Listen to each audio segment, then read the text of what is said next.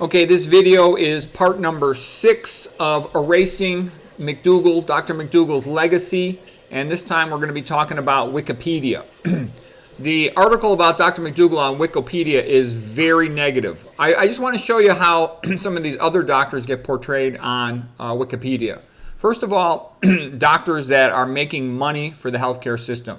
Like Andreas Grunzig, he's the sort of inventor of coronary artery angioplasty. He's a big hero on Wikipedia and throughout popular media. They're all celebrating him. You know, he's a good-looking guy, and it was kind of a dramatic thing to do an angioplasty in the heart. Okay, you'll see that Dr. Mcdougall cured more than 10 times as many patients as DeBakey and Grunzig to put together. DeBakey was a cardiac surgeon, and the guy was a genius, transformed the field of cardiac surgery. But I'm making a point. These guys who make big money for the system, they're superheroes in the medical world. Okay, and so here's DeBakey, and he did a lot of great work for cardiac surgery. But the effect of cardiac surgery compared to the vegan diet is like next to nothing. Okay, all right. So that's their celebration. Now here, take a look at Mcdougall's article on Wikipedia. It says his dietary recommendations are considered extreme. They are not supported by the evidence. His diet has been called a low-fat diet, leading to boredom, feelings of deprivation, exclusion of favorite foods. The high fiber content can cause flatulence and interfere with mineral absorption.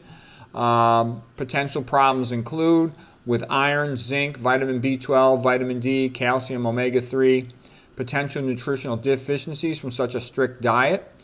He has been called by other nutritionists a vegetarian extremism, a vegan zealot. His diet goes to the extremes. His diet concepts are extreme and out of keeping with nutritional reality.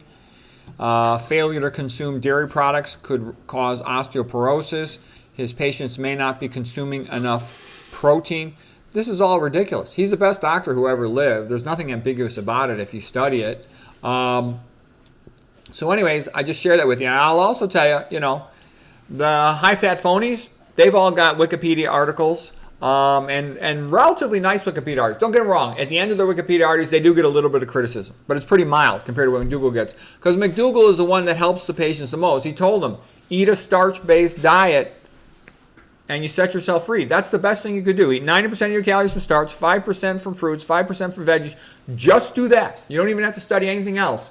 And you'll have a dramatic improvement in health if you've previously been eating the Western diet, the standard American diet, even the Mediterranean diet. Dramatically improved. So anyways, I show you that. I checked myself. I don't even have a Wikipedia article. None. Okay? So anyways, I've done a lot more than most of the high-fat phonies. Not all of them. Some of them have done a lot. That is true. Some of them have done quite a lot. That is true. I'm not even going to say their names. But I'm also making the point is Mcdougall is the biggest sort of threat to the system because he tells the patients what to do in a way that makes sense. You'll notice when you listen to a lot of these other nutrition doctors, they'll say, here's a superfood, here's a superfood, here's a wonderful spice, you know. Here's the supplement they recommend, but they don't tell you how to put it all together. Mcdougall tells you, eat a starch-based diet. 90% of your calories. Throw in 5% from fruits and veggies. That's all you need to know. The most valuable thing I ever learned in over 30 years being a doctor is humans should eat a starch-based diet. By the way, I eat probably 60 to 70% of my calories from starch. Well, probably more like 60, 35% from fruits, and then 5% from veggies. But when you're younger and you're more active, I'm 61, but I'm real active, so I can eat more fruit. Some older people can't. But anyways, I'm letting you know, this is what's put out there because he is a threat to the conventional system. If people actually listened to him and did what he said, they'd be healthy. They wouldn't need to go to doctors very much. I don't take any supplements. I follow, the Mcdougall diet, call it the Spartan vegan diet. Dr. Mcdougall described his diet as, on average, having about 7% of calories from fat. So pretty low-fat diet. And he repeatedly had said the biggest toxin in the Western diet is the fat, so you got to minimize that. He emphasized, people should eat a low-fat diet, and he did not recommend eating nuts, seeds, avocados, all that stuff. He was not a fan of soy. He didn't come down as hard on it as I do because, you don't get anywhere in business if you offend people. But he knew the truth, and he put it in his book. You see it in the Starch Solution. So anyways, I think you might find this interesting because, look, Dr. Sloop just died. Dr. Sloop, he's not in, Wikipedia, and he'll just fade into oblivion. You'll notice that, I've been ostracized and shadow banned, because they don't want me teaching the public about this. So the low-fat vegan diet and sort of the heroes of the low-fat vegan diet, Kempner, Pritikin, McDougall, and his other mentors, people that made tremendous contributions like Burkett and, Swank.